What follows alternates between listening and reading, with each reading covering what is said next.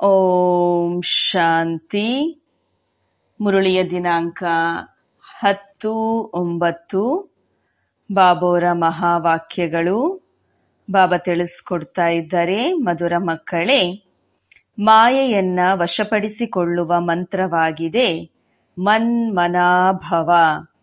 ಇದೇ ಮಂತ್ರದಲ್ಲಿ ಎಲ್ಲ ವಿಶೇಷತೆಗಳು ಸಮಾವೇಶ ಆಗಿದೆ. ಇದೇ ಮಂತ್ರವು ನಿಮ್ಮನ್ನ ಪವಿತ್ರರನ್ನಾಗಿ ಮಾಡುತ್ತದೆ. ಮಾಯೆಯನ್ನ ವಶಪಡಿಸಿಕೊಳ್ಳುವ ಮಂತ್ರ ಆಗಿದೆ ಮನ್ಮನಾಭವ. ಇದೇ ಮಂತ್ರದಲ್ಲಿ ಎಲ್ಲ ವಿಶೇಷತೆಗಳು ಸಮಾವೇಶ ಆಗಿದೆ. ಇದೇ ಮಂತ್ರವು ನಿಮ್ಮನ್ನ ಪವಿತ್ರರನ್ನಾಗಿ ಮಾಡುತ್ತದೆ. ಪ್ರಶ್ನೆ: ಆತ್ಮದ ಸುರಕ್ಷತೆಯ ನಂಬರ್ 1 ಸಾಧನವು ಯಾವುದಾಗಿದೆ ಮತ್ತು ಹೇಗೆ? ನೆನಪಿನ ಯಾತ್ರೆಯು ನಂಬರ್ 1 ಸುರಕ್ಷತೆಯ ಸಾಧನವಾಗಿದೆ, ಏಕೆಂದರೆ ಈ ನೆನಪಿನಿಂದಲೇ ನಿಮ್ಮ ನಡವಳಿಕೆಯು ಸುಧಾರಣೆಯಾಗುತ್ತದೆ. ನೀವು ಮಾಯೆಯ ಮೇಲೆ ಜಯಗಳಿಸುತ್ತೀರಿ. ನೆನಪಿನಿಂದ ಪತಿತ ಕರ್ಮ ಇಂದ್ರಿಯಗಳು ಶಾಂತವಾಗಿ ಬಿಡುತ್ತವೆ. ನೆನಪಿನಿಂದಲೇ ಬಲ ಬರುತ್ತದೆ. ಜ್ಞಾನದ ಖಡ್ಗದಲ್ಲಿ ನೆನಪಿನ ಹರಿತ ಇರಬೇಕು. ನೆನಪಿನಿಂದ ಮಧುರ ಸತೋ ಪ್ರಧಾನರು ಆಗುತ್ತೀರಿ. ಯಾರನ್ನು ಬೇಸರಪಡಿಸುವುದಿಲ್ಲ. ಆದ್ದರಿಂದ ನೆನಪಿನ ಯಾತ್ರೆಯಲ್ಲಿ ನಿರ್ಬಲ ಆಗಬಾರದು. ನಾವು ಎಲ್ಲಿಯವರೆಗೆ ನೆನಪಿನಲ್ಲಿ ಇರುತ್ತೇವೆ ಎಂದು ತಮ್ಮನ್ನು ತಾವು ಕೇಳಿಕೊಳ್ಳಿರಿ. ಓಂ ಶಾಂತಿ. ಪ್ರತಿನಿತ್ಯವೂ ಮಧುರಾತಿ ಮಧುರ ಆತ್ಮಿಕ ಮಕ್ಕಳಿಗೆ ಎಚ್ಚರಿಕೆಯನ್ನ ಅವಶ್ಯವಾಗಿ ನೀಡಲಾಗುತ್ತದೆ. ಯಾವ ಎಚ್ಚರಿಕೆ? ಯಾವ ರಕ್ಷಣೆ? ನೆನಪಿನ ಯಾತ್ರೆಯಿಂದ ನೀವು ಬಹಳ ಬಹಳ ಸುರಕ್ಷಿತವಾಗಿರುತ್ತೀರಿ. ಮಕ್ಕಳಿಗಾಗಿ ಮೂಲ ಮಾತು ಇದೇ ಆಗಿದೆ. ತಂದೆ ತಿಳಿಸ್ತಾರೆ, ನೀವು ಮಕ್ಕಳು ನೆನಪಿನ ಯಾತ್ರೆಯಲ್ಲಿ ಎಷ್ಟು ಇರುತ್ತೀರಿ ಅಷ್ಟು ಖುಷಿಯೂ ಇರುತ್ತದೆ ಮತ್ತು ನಡವಳಿಕೆಯು ಸುಧಾರಣೆಯಾಗುತ್ತದೆ. ಏಕೆಂದರೆ ಪಾವನರು ಆಗಬೇಕಾಗಿದೆ. ನಡವಳಿಕೆಯನ್ನು ಸುಧಾರಣೆ ಮಾಡಿಕೊಳ್ಳಬೇಕಾಗಿದೆ. ತಮ್ಮ ಪರಿಶೀಲನೆ ಮಾಡಿಕೊಳ್ಳಬೇಕು. ಅನ್ಯರಿಗೆ ದುಃಖ ಕೊಡುವಂತಹ ನಡವಳಿಕೆ ನನ್ನಲ್ಲಿ ಇದೆಯೇ? ನನಗೆ ದೇಹಾಭಿಮಾನವು ಬಂದು ಬಿಡಲಿಲ್ಲವೇ? ಇದನ್ನು ಬಹಳ ಚೆನ್ನಾಗಿ ಪರಿಶೀಲನೆ ಮಾಡಿಕೊಳ್ಳಬೇಕು. ತಂದೆ ಮಕ್ಕಳಿಗೆ ಓದಿಸುತ್ತಾರೆ. ನೀವು ಮಕ್ಕಳು ಓದುತ್ತೀರಿ ಮತ್ತು ಅನ್ಯರಿಗೂ ಓದಿಸುತ್ತೀರಿ. ಬೇಹದ್ದಿನ ತಂದೆಯು ಕೇವಲ ಓದಿಸುತ್ತಾರೆ. ಬಾಕಿ ಎಲ್ಲರೂ ದೇಹದಾರಿಗಳು ಆಗಿದ್ದಾರೆ. ಇದರಲ್ಲಿ ಇಡೀ ಪ್ರಪಂಚವೇ ಬಂದು ಬಿಡುತ್ತದೆ. ಒಬ್ಬ ತಂದೆಯು ವಿದೇಹಿ ಆಗಿದ್ದಾರೆ. ತಾವು ಮಕ್ಕಳಿಗೆ ತಿಳಿಸುತ್ತಾರೆ, ಮಕ್ಕಳೇ, ನೀವು ವಿದೇಹಿಗಳು ಆಗಬೇಕಾಗಿದೆ. ನಾನು ನಿಮ್ಮನ್ನ ವಿದೇಹಿಯನ್ನಾಗಿ ಮಾಡಲು ಬಂದಿದ್ದೇನೆ. ಅಲ್ಲಿಗೆ ಪವಿತ್ರರಾಗಿಯೇ ಹೋಗುತ್ತೀರಿ. ಪತಿತರನ್ನಂತೂ ಜೊತೆ ಕರೆದುಕೊಂಡು ಹೋಗುವುದಿಲ್ಲ. ಆದ್ದರಿಂದ ಮೊಟ್ಟ ಮೊದಲನೆಯದಾಗಿ ಇದೇ ಮಂತ್ರವನ್ನು ಕೊಡುತ್ತೇನೆ. ಇದು ಮಾಯೆಯನ್ನ ವಶಪಡಿಸಿಕೊಳ್ಳುವ ಮಂತ್ರವಾಗಿದೆ. ಪವಿತ್ರರಾಗುವ ಮಂತ್ರವಾಗಿದೆ. ಈ ಮಂತ್ರದಲ್ಲಿ ಬಹಳಷ್ಟು ವಿಶೇಷತೆಗಳು ತುಂಬಿದೆ. ಇದರಿಂದಲೇ ಪವಿತ್ರರಾಗಬೇಕು. ಮನುಷ್ಯರಿಂದ ದೇವತೆಗಳು ಆಗಬೇಕು. ಅವಶ್ಯವಾಗಿ ನಾವೇ ದೇವತೆಗಳು ಆಗಿದ್ದೆವು. ಆದ್ದರಿಂದ ತಂದೆಯು ತಿಳಿಸುತ್ತಾರೆ, ತಮ್ಮ ರಕ್ಷಣೆಯನ್ನು ಬಯಸುತ್ತೀರಿ, ಶಕ್ತಿಶಾಲಿ ಮಹಾವೀರರಾಗಲು ಬಯಸುತ್ತೀರಿ ಎಂದರೆ ಇಂತಹ ಪುರುಷಾರ್ಥವನ್ನ ಮಾಡಿರಿ. ತಂದೆ ಶಿಕ್ಷಣವನ್ನ ಕೊಡುತ್ತಿರುತ್ತಾರೆ. ಬಲೆ ಡ್ರಾಮಾ ಎಂದು ಹೇಳುತ್ತಿರುತ್ತಾರೆ. ಡ್ರಾಮಾದ ಅನುಸಾರವಾಗಿ ಎಲ್ಲವೂ ಸರಿಯಾಗಿಯೇ ನಡೆಯುತ್ತಿದೆ. ಭವಿಷ್ಯಕ್ಕಾಗಿ ತಿಳಿಸುತ್ತಾರೆ. ತಾವು ನೆನಪಿನ ಯಾತ್ರೆಯಲ್ಲಿ ಬಲಹೀನರಾಗಬಾರದು. ಬಾಬಾ ಹೇಳುತ್ತಾರೆ, ಬಂಧನದಲ್ಲಿರುವ ಗೋಪಿಕೆಯರು ಎಷ್ಟು ನೆನಪು ಮಾಡುತ್ತಾರೆಯೋ ಅಷ್ಟು ಸಮೀಪದಲ್ಲಿರುವವರು ನೆನಪು ಮಾಡುವುದಿಲ್ಲ. ಏಕೆಂದರೆ ನೆನಪಿನಲ್ಲಿ ಇರುವವರು ಶಿವ ತಂದೆಯೊಂದಿಗೆ ಮಿಲನ ಮಾಡಲು ಚಡಪಡಿಸುತ್ತಿರುತ್ತಾರೆ. ಯಾರು ಮಿಲನ ಮಾಡುತ್ತಾರೆಯೋ ಅವರ ಹೊಟ್ಟೆ ತುಂಬಿದಂತಾಗುತ್ತದೆ. ಯಾರು ಬಹಳ ನೆನಪು ಮಾಡುವರೋ ಅವರು ಉತ್ತಮ ಪದವಿಯನ್ನು ಪಡೆಯುತ್ತಾರೆ. ಇಲ್ಲಿ ನೋಡಿದರೆ ಒಳ್ಳೊಳ್ಳೆಯ ಅನುಭವಿ ಮಕ್ಕಳೂ ಸಹ ನೆನಪಿನ ಯಾತ್ರೆಯಲ್ಲಿ ನಿರ್ಬಲರಾಗಿದ್ದಾರೆ. ನೆನಪಿನ ಹರಿತವು ಬಹಳ ಚೆನ್ನಾಗಿ ಇರಬೇಕು. ಜ್ಞಾನದ ಖಡ್ಗದಲ್ಲಿ ನೆನಪಿನ ಹರಿತ ಇರದೇ ಇರುವ ಕಾರಣದಿಂದ ಯಾರಿಗೂ ಸಹ ಬಾಣವು ನಾಟುವುದಿಲ್ಲ, ಪೂರ್ಣವಾಗಿ ಬಲಿಹಾರಿ ಆಗುವುದಿಲ್ಲ. ಜ್ಞಾನದ ಬಾಣವನ್ನ ಹೊಡೆದು ತಂದೆಯ ಮಕ್ಕಳನ್ನಾಗಿ ಮಾಡಬೇಕು, ಮರುಜೀವಿಗಳನ್ನಾಗಿ ಮಾಡಬೇಕೆಂದು ಮಕ್ಕಳು ಪ್ರಯತ್ನ ಪಡುತ್ತೀರಿ. ಆದರೆ ಅವರು ಸಾಯುವುದಿಲ್ಲ. ಅಂದ ಮೇಲೆ ಅವಶ್ಯವಾಗಿ ಜ್ಞಾನದ ಖಡ್ಗ ಸರಿ ಇಲ್ಲ ಎಂದರ್ಥ. ನಾಟಕವು ಸಂಪೂರ್ಣವಾಗಿ ನಿಖರವಾಗಿ ನಡೆಯುತ್ತಿದೆ ಎಂದು ಬಲೆ ತಂದೆಗೆ ಗೊತ್ತಿದೆ. ಆದರೆ ಭವಿಷ್ಯಕ್ಕಾಗಿ ತಿಳಿಸುತ್ತಿರುತ್ತಾರಲ್ಲವೇ. ಪ್ರತಿಯೊಬ್ಬರೂ ಸಹ ತಮ್ಮ ಹೃದಯದಲ್ಲಿ ಕೇಳಿಕೊಳ್ಳಿರಿ, ನಾವು ಎಷ್ಟು ನೆನಪು ಮಾಡುತ್ತೇವೆ, ನೆನಪಿನಿಂದಲೇ ಶಕ್ತಿಯೂ ಸಿಗುತ್ತದೆ. ಆದ್ದರಿಂದ ಜ್ಞಾನದ ಖಡ್ಗದಲ್ಲಿ ಹೊಳಪು ಇರಬೇಕೆಂದು ಹೇಳಲಾಗುತ್ತದೆ. ಜ್ಞಾನವನ್ನು ಬಹಳ ಸಹಜವಾಗಿಯೂ ತಿಳಿಸಬಹುದು. ನೆನಪಿನಲ್ಲಿ ಎಷ್ಟು ಇರುತ್ತೀರಿ ಅಷ್ಟು ಬಹಳ ಮಧುರ ಆಗಿರುತ್ತೀರಿ. ನೀವು ಸತೋಪ್ರಧಾನರಾಗಿದ್ದಾಗ ಬಹಳ ಮಧುರ ಆಗಿದ್ದೀರಿ. ಬಾಬಾ ತಿಳಿಸ್ತಾರೆ, ಈಗ ಮತ್ತೆ ಸತೋಪ್ರಧಾನ ಆಗಬೇಕಾಗಿದೆ. ನಿಮ್ಮ ಸ್ವಭಾವವು ಬಹಳ ಮಧುರವಾಗಿರಬೇಕು. ಎಂದೂ ಸಹ ಬೇಸರವಾಗಬಾರದು. ಯಾರೂ ಬೇಸರವಾಗುವಂತಹ ವಾತಾವರಣ ಇರಬಾರದು. ಏಕೆಂದರೆ ಈಶ್ವರೀಯ ವಿಶ್ವವಿದ್ಯಾಲಯವನ್ನ ಸ್ಥಾಪನೆ ಮಾಡುವ ಸೇವೆಯು ಅತ್ಯುತ್ತಮವಾಗಿದೆ. ವಿಶ್ವವಿದ್ಯಾಲಯಗಳು ಭಾರತದಲ್ಲಿ ಬಹಳಷ್ಟು ಇದೆ. ಆದರೆ ವಾಸ್ತವದಲ್ಲಿ ಅದು ವಿಶ್ವವಿದ್ಯಾಲಯವಲ್ಲ. ವಿಶ್ವವಿದ್ಯಾಲಯವು ಒಂದೇ ಆಗಿದೆ. ತಂದೆ ಬಂದು ಎಲ್ಲರಿಗೂ ಮುಕ್ತಿ, ಜೀವನ್ಮುಕ್ತಿಯನ್ನ ಕೊಡುತ್ತಾರೆ. ತಂದೆಗೆ ಗೊತ್ತಿದೆ, ಇಡೀ ಪ್ರಪಂಚದ ಮನುಷ್ಯಾತ್ಮರೆಲ್ಲರೂ ಸಮಾಪ್ತಿಯಾಗಲಿದ್ದಾರೆ. ತಂದೆಯನ್ನು ಹಳೆಯ ಪ್ರಪಂಚದ ಸಮಾಪ್ತಿ ಮತ್ತು ಹೊಸ ಪ್ರಪಂಚದ ಸ್ಥಾಪನೆ ಮಾಡಿರಿ ಎಂದು ಕರೆದಿದ್ದೀರಿ. ತಂದೆ ಬಂದಿದ್ದಾರೆ. ಈಗ ಮಾಯೆಯ ಆಡಂಬರವೂ ಎಷ್ಟೊಂದು ಇದೆ. ಈಗ ಫಾಲ್ ಆಫ್ ಬಾಂಬ್ ಎಂಬ ಆಟವನ್ನ ತೋರಿಸುತ್ತಾರೆ. ದೊಡ್ಡ ದೊಡ್ಡ ಮನೆಗಳನ್ನು ಕಟ್ಟಿಸುತ್ತಾರೆ. ಇದೂ ಸಹ ಆಡಂಬರವಾಗಿದೆ. ಬಾಬಾ ತಿಳಿಸ್ತಾರೆ, ಸತ್ಯಯುಗದಲ್ಲಿ ಇಷ್ಟು ಅಂತಸ್ತುಗಳ ಮನೆಗಳ ನಿರ್ಮಾಣವನ್ನ ಮಾಡುವುದಿಲ್ಲ. ಇಷ್ಟೆಲ್ಲ ನಿರ್ಮಾಣ ಮಾಡುತ್ತಾರೆ. ಏಕೆಂದರೆ ಇಲ್ಲಿ ಇರುವುದಕ್ಕಾಗಿ ಸ್ಥಳವು ಕಡಿಮೆ ಇದೆ. ಯಾವಾಗ ವಿನಾಶವಾಗುವುದೋ ಆಗ ಎಲ್ಲ ದೊಡ್ಡ ದೊಡ್ಡ ಮನೆಗಳು ಕೆಳಗೆ ಬೀಳುತ್ತವೆ. ಮುಂಚೆ ಇಷ್ಟು ದೊಡ್ಡ ಮನೆಗಳು ನಿರ್ಮಿಸುತ್ತಿರಲಿಲ್ಲ. ಬಾಂಬುಗಳು ಹಾಕಿದಾಗ ಎಲೆಗಳು ಬೀಳುವಂತೆ ಈ ಮನೆಗಳು ಕೆಳಗೆ ಉರುಳುತ್ತವೆ. ಅಂದರೆ ಅಲ್ಲಿರುವವರು ಸಾಯುತ್ತಾರೆ, ಅನ್ಯರು ಉಳಿದುಕೊಳ್ಳುತ್ತಾರೆ ಎಂದಲ್ಲ. ಯಾರು ಎಲ್ಲಿರುವರೋ, ಬಲೆ ಸಮುದ್ರದಲ್ಲಿರಬಹುದು, ಪೃಥ್ವಿಯ ಮೇಲಿರಬಹುದು, ಆಕಾಶದ ಮೇಲಿರಬಹುದು, ಪರ್ವತಗಳ ಮೇಲಿರಬಹುದು, ಹಾರುತ್ತಿರಬಹುದು. ಆದರೆ ಎಲ್ಲಿರುವವರು ಅಲ್ಲಿಯೇ ಸಮಾಪ್ತಿಯಾಗಿ ಬಿಡುತ್ತಾರೆ. ಇದು ಹಳೆಯ ಪ್ರಪಂಚ ಆಗಿದೆ. 84 ಲಕ್ಷ ಯೋನಿಗಳೆಲ್ಲವೂ ಸಮಾಪ್ತಿಯಾಗಿ ಬಿಡಬೇಕು. ಹೊಸ ಪ್ರಪಂಚದಲ್ಲಿ ಇದ್ಯಾವುದೂ ಬರುವುದಿಲ್ಲ.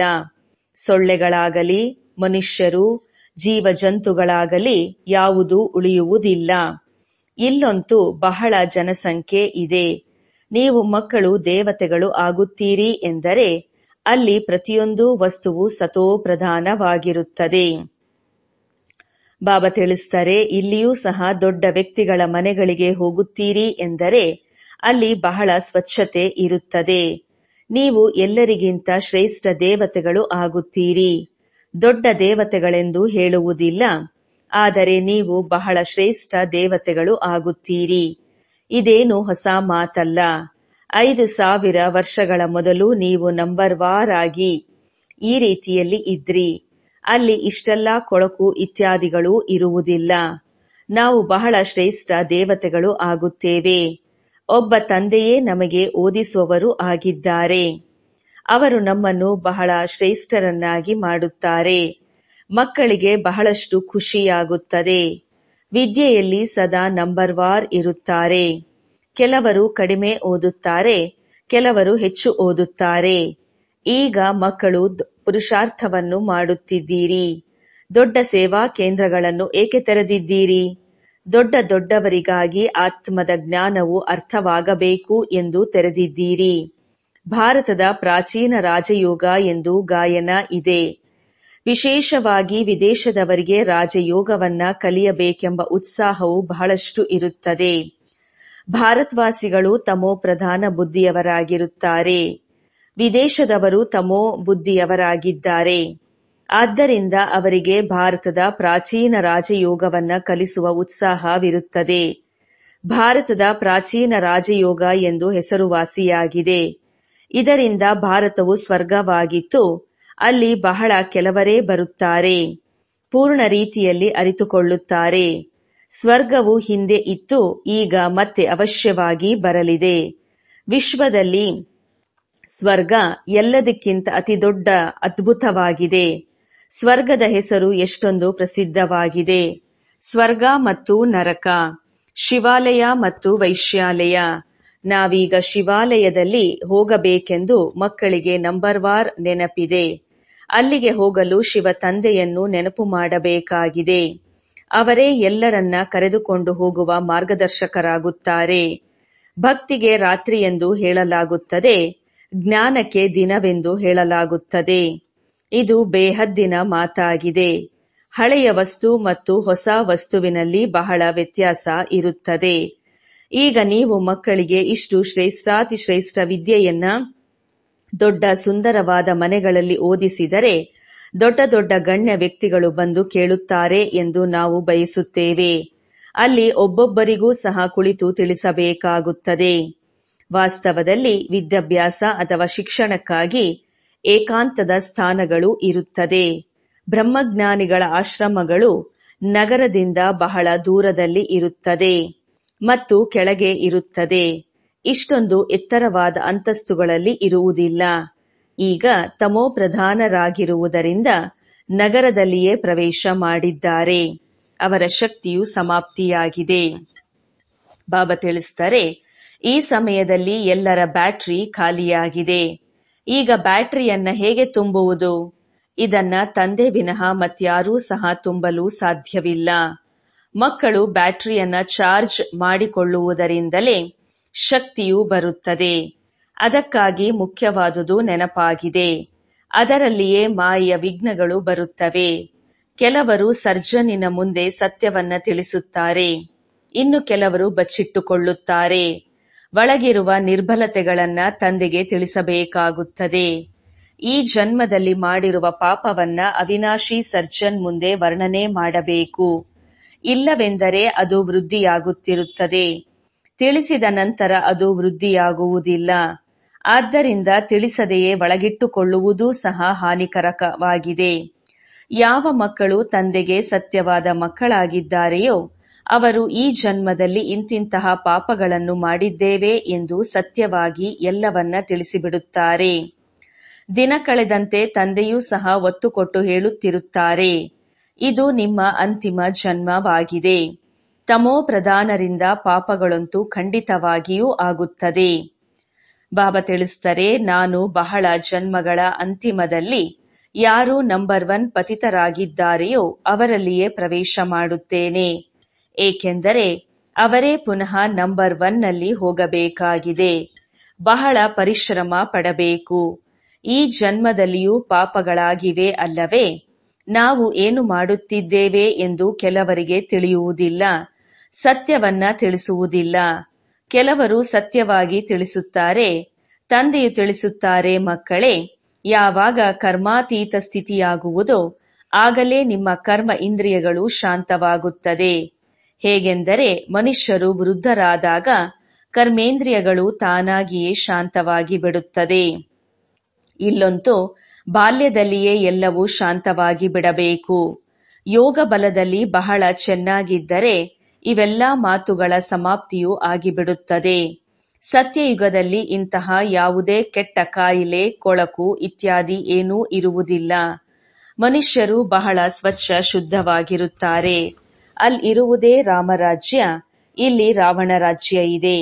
ಆದ್ದರಿಂದ ಅನೇಕ ಪ್ರಕಾರದ ಕೊಳಕು ಕಾಯಿಲೆಗಳು ಇದೆ. ಸತ್ಯುಗದಲ್ಲಿ ಇದೇನೂ ಇರುವುದಿಲ್ಲ. ಹೆಸರೇ ಸ್ವರ್ಗ ಎಂಬುದು ಎಷ್ಟು ಸುಂದರವಾಗಿದೆ. ಹೊಸ ಪ್ರಪಂಚವಾಗಿರುತ್ತದೆ. ಅಲ್ಲಿ ಬಹಳ ಸ್ವಚ್ಛತೆ ಇರುತ್ತದೆ. ತಂದೆ ತಿಳಿಸ್ತಾರೆ, ಈ ಪುರುಷೋತ್ತಮ ಸಂಗಮ ಯುಗದಲ್ಲಿಯೇ ನೀವು ಎಲ್ಲವನ್ನ ಕೇಳುತ್ತೀರಿ. ನಿನ್ನೆ ಕೇಳಿರಲಿಲ್ಲ. ನಿನ್ನೆಯ ದಿನದಲ್ಲಿ ನೀವು ಮೃತ್ಯುಲೋಕದ ಮಾಲೀಕರು ಆಗಿದ್ದೀರಿ. ಇಂದು ಅಮರಲೋಕದ ಮಾಲೀಕರು ಆಗುತ್ತೀರಿ. ನಿನ್ನೆ ಮೃತ್ಯುಲೋಕದಲ್ಲಿ ಇದ್ರಿ ಎಂದು ನಿಶ್ಚಯವಾಗಿದೆ. ಇಂದು ಸಂಗಮಯುಗದಲ್ಲಿ ಬಂದಿರುವುದರಿಂದ ನೀವು ಅಮರಲೋಕಕ್ಕೆ ಹೋಗುವ ಪುರುಷಾರ್ಥವನ್ನ ಮಾಡುತ್ತಿದ್ದೀರಿ. ಈಗ ಓದಿಸುವವರೂ ಸಹ ಸಿಕ್ಕಿದ್ದಾರೆ. ಯಾರು ಬಹಳ ಚೆನ್ನಾಗಿ ಓದುತ್ತಾರೆಯೋ ಅವರು ಹಣವನ್ನು ಬಹಳಷ್ಟು ಸಂಪಾದಿಸುತ್ತಾರೆ. ಬಲಿಹಾರಿಯೂ ವಿದ್ಯೆಯದ್ದೇ ಆಗಿದೆ ಎಂದು ಹೇಳುತ್ತಾರೆ. ಇಲ್ಲಿಯೂ ಸಹ ಈ ವಿದ್ಯೆಯಿಂದ ಬಹಳ ಶ್ರೇಷ್ಠ ಪದವಿಯನ್ನ ಪಡೆಯುತ್ತೀರಿ. ಈಗ ನೀವು ಪ್ರಕಾಶದಲ್ಲಿ ಇದ್ದೀರಿ. ಇದು ನೀವು ಮಕ್ಕಳಿಗೆ ಬೇರೆ ಯಾರಿಗೂ ಗೊತ್ತೇ ಇಲ್ಲ. ಬಾಬಾ ತಿಳಿಸ್ತಾರೆ, ಇದನ್ನು ಕೂಡ ಪದೇ ಪದೇ ಮರೆತು ಹೋಗುತ್ತೀರಿ. ಮರೆಯುವುದೆಂದರೆ ಹಳೆಯ ಪ್ರಪಂಚದಲ್ಲಿ ಹೊರಟು ಹೋಗುವುದು. ಈಗ ನಾವು ಕಲಿಯುಗದಲ್ಲಿ ಇದ್ದೇವೆ ಎಂದು ಸಂಗಮಯುಗಿ ಬ್ರಾಹ್ಮಣರಿಗೆ ತಿಳಿದಿದೆ. ಇದನ್ನೂ ಸಹ ನೆನಪಿಡಬೇಕು. ನಾವು ಹೊಸ ವಿಶ್ವದ ಮಾಲೀಕರಾಗುತ್ತಿದ್ದೇವೆ. ಹೊಸ ಪ್ರಪಂಚದಲ್ಲಿ ಹೋಗುವುದಕ್ಕಾಗಿ ತಂದೆಯು ನಮಗೆ ಓದಿಸುತ್ತಾರೆ. ಇದು ಶುದ್ಧ ಅಹಂಕಾರವಾಗಿದೆ. ಅದು ಅಶುದ್ಧ ಅಹಂಕಾರವಾಗಿದೆ. ಇಲ್ಲಿ ಮಕ್ಕಳಿಗೆ ಎಂದಿಗೂ ಸಹ ಅಶುದ್ಧ ಅಹಂಕಾರವು ಬರಬಾರದು. ಪುರುಷಾರ್ಥವನ್ನು ಮಾಡುತ್ತಾ ಕೊನೆಗೆ ಫಲಿತಾಂಶವೂ ಬರುತ್ತದೆ. ತಂದೆಯು ತಿಳಿಸುತ್ತಾರೆ, ಈ ಸಮಯದಲ್ಲಿ ಎಲ್ಲರೂ ಪುರುಷಾರ್ಥಿಗಳು ಆಗಿದ್ದಾರೆ. ಯಾವಾಗ ಪರೀಕ್ಷೆಯು ನಡೆಯುವುದೋ ಆಗ ನಂಬರ್ ವಾರ್ ಆಗಿ ತೇರ್ಗಡೆಯಾದ ನಂತರದಲ್ಲಿ ವರ್ಗಾವಣೆಯಾಗುತ್ತಾರೆ. ನಿಮ್ಮದು ಬೇಹದ್ದಿನ ವಿದ್ಯೆಯಾಗಿದೆ. ಇದನ್ನ ಕೇವಲ ನೀವಷ್ಟೇ ತಿಳಿದುಕೊಂಡಿದ್ದೀರಿ. ನೀವು ಎಷ್ಟೊಂದು ತಿಳಿಸುತ್ತೀರಿ. ಬೇಹದ್ದಿನ ತಂದೆಯಿಂದ ಆಸ್ತಿಯನ್ನ ಪಡೆಯುವುದಕ್ಕಾಗಿ ಹೊಸಬರು ಬರುತ್ತಾರೆ. ಬಲೆ ದೂರ ಇರಬಹುದು, ಆದರೂ ಸಹ ಕೇಳುತ್ತಾ ಕೇಳುತ್ತಾ ನಿಶ್ಚಯ ಬುದ್ಧಿಯವರಾಗುತ್ತಾರೆ. ಅಂತಹವರು ತಂದೆಯ ಸಮ್ಮುಖದಲ್ಲಿಯೇ ಹೋಗಬೇಕು.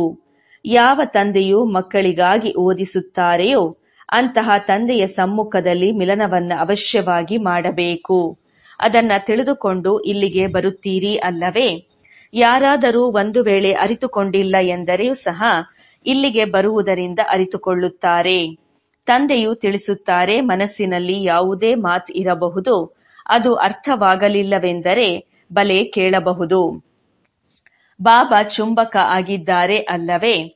ಯಾರ ಅದೃಷ್ಟದಲ್ಲಿ ಇದೆಯೋ ಅವರು ಬಹಳ ಚೆನ್ನಾಗಿ ಆಕರ್ಷಿತರಾಗುತ್ತಾರೆ.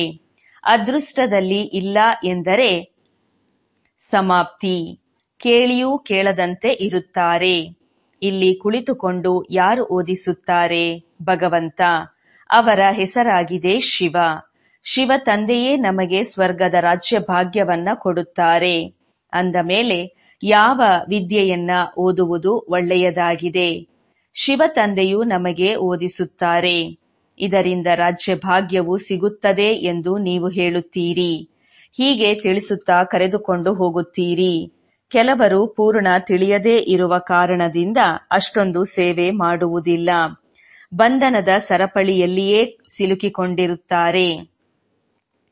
ಬಾಬಾ ತಿಳಿಸ್ತಾರೆ, ಪ್ರಾರಂಭದಲ್ಲಿ ನೀವು ತಮ್ಮನ್ನ ಸರಪಳಿಯಿಂದ ಬಿಡಿಸಿಕೊಂಡು ಹೇಗೆ ಬಂದಿದ್ದೀರಿ? ಅದರಲ್ಲಿ ಕೆಲವರು ಮಸ್ತರಾಗಿರುತ್ತಿದ್ದರು. ಇದು ಸಹ ಡ್ರಾಮಾದಲ್ಲಿ ಪಾತ್ರ ಇತ್ತು. ಅವರು ಆಕರ್ಷಿತ ಆದರು. ಡ್ರಾಮಾದಲ್ಲಿ ಭಟ್ಟಿಯಾಗಬೇಕಿತ್ತು. ಬದುಕಿದ್ದಂತೆಯೇ ಸತ್ತರು. ಅನಂತರ ಮಾಯ ಕಡೆ ಕೆಲವರು ಹೊರಟು ಹೋದರು. ಯುದ್ಧವಂತೂ ನಡೆಯುತ್ತದೆ ಅಲ್ಲವೇ? ಇವರು ಬಹಳ ಸಾಹಸವನ್ನ ತೋರಿಸಿದ್ದಾರೆ. ಅವರು ಪಕ್ಕಾ ಆಗಿದ್ದಾರೆಯೇ ಅಥವಾ ಇಲ್ಲವೇ ಎಂದು ಕುಟ್ಟಿ ನೋಡೋಣ ಎಂದು ಮಾಯೆಯೂ ಸಹ ನೋಡುತ್ತದೆ.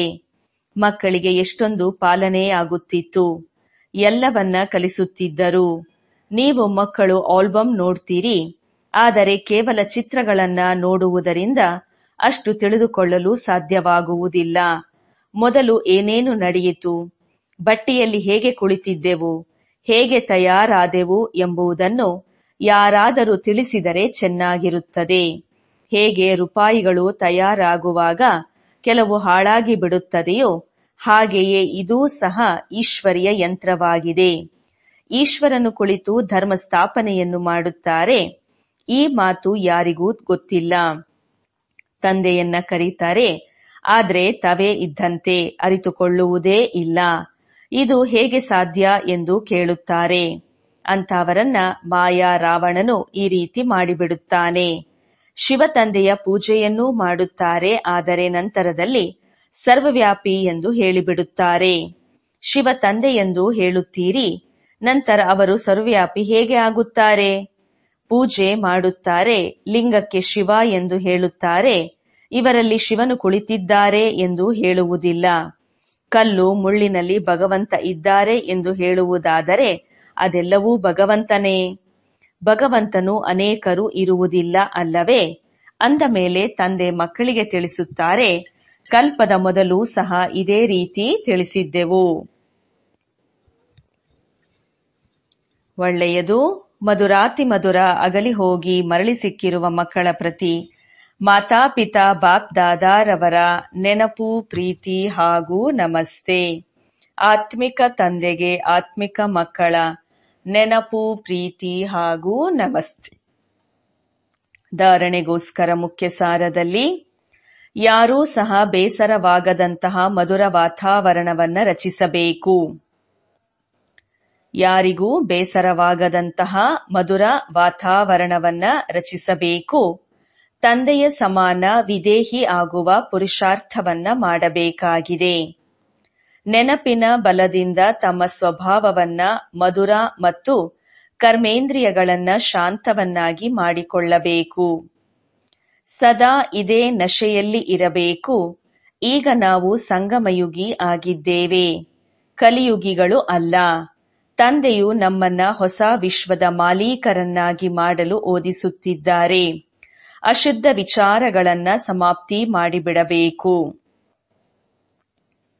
ವರದಾನ: ಅಕಾಲ ಸಿಂಹಾಸನ ಮತ್ತು ಹೃದಯ ಸಿಂಹಾಸನದ ಮೇಲೆ ಕುಳಿತು ಸದಾ ಶ್ರೇಷ್ಠ ಕರ್ಮ ಮಾಡುವಂತಹ ಕರ್ಮಯೋಗಿ ಭವ.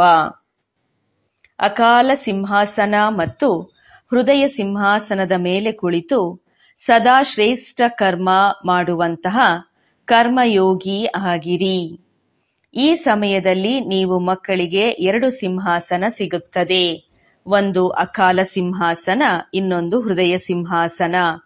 ಆದರೆ ರಾಜ್ಯವಿರುವವರು ಮಾತ್ರ ಸಿಂಹಾಸನದ ಮೇಲೆ ಕುಳಿತುಕೊಳ್ಳಲು ಸಾಧ್ಯ. ಯಾವಾಗ ಅಕಾಲ ಸಿಂಹಾಸನಧಾರಿಗಳು ಆಗುವಿರಿ, ಆಗ ಸ್ವರಾಜ್ಯ ಅಧಿಕಾರಿಗಳು ಆಗುವಿರಿ. ಮತ್ತು ತಂದೆಯ ಹೃದಯ ಸಿಂಹಾಸನಾಧಿಕಾರಿಗಳು ಆದರೆ ತಂದೆಯ ಆಸ್ತಿಗೆ ಅಧಿಕಾರಿಯಾಗುವಿರಿ. ಇದರಲ್ಲಿ ರಾಜ್ಯಭಾಗ್ಯ ಎಲ್ಲವೂ ಬಂದು ಬಿಡುತ್ತದೆ. ಕರ್ಮಯೋಗಿ ಅರ್ಥಾತ್ 2 ಸಿಂಹಾಸನಾಧಿಕಾರಿ. ಈ ರೀತಿಯ ಸಿಂಹಾಸನಾಧಿಕಾರಿ ಆತ್ಮರ ಪ್ರತಿ ಕರ್ಮ ಶ್ರೇಷ್ಠವಾಗಿರುತ್ತದೆ. ಏಕೆಂದರೆ ಎಲ್ಲ ಕರ್ಮ ಇಂದ್ರಿಯಗಳು ನಿಯಮ ಮತ್ತು ಆದೇಶದ ಅನುಸಾರ ನಡೆಯುತ್ತಿರುವುದು. ಸ್ಲೋಗನ್: ಯಾರು ಸದಾ ಸ್ವಮಾನದ ಸೀಟ್ನ ಮೇಲೆ ಸೆಟ್ ಆಗಿರುತ್ತಾರೆಯೋ ಅವರೇ ಗುಣವಾನ್ ಮತ್ತು ಮಹಾನ್ ಆಗಿದ್ದಾರೆ. ಯಾರು ಸದಾ ಸ್ವಮಾನದ ಸೀಟಿನ ಮೇಲೆ ಸೆಟ್ ಆಗಿರುತ್ತಾರೆಯೋ ಅವರೇ ಗುಣವಾನ್ ಮತ್ತು ಮಹಾನ್ ಆಗಿದ್ದಾರೆ. ಒಳ್ಳೆಯದು. ಓಂ ಶಾಂತಿ.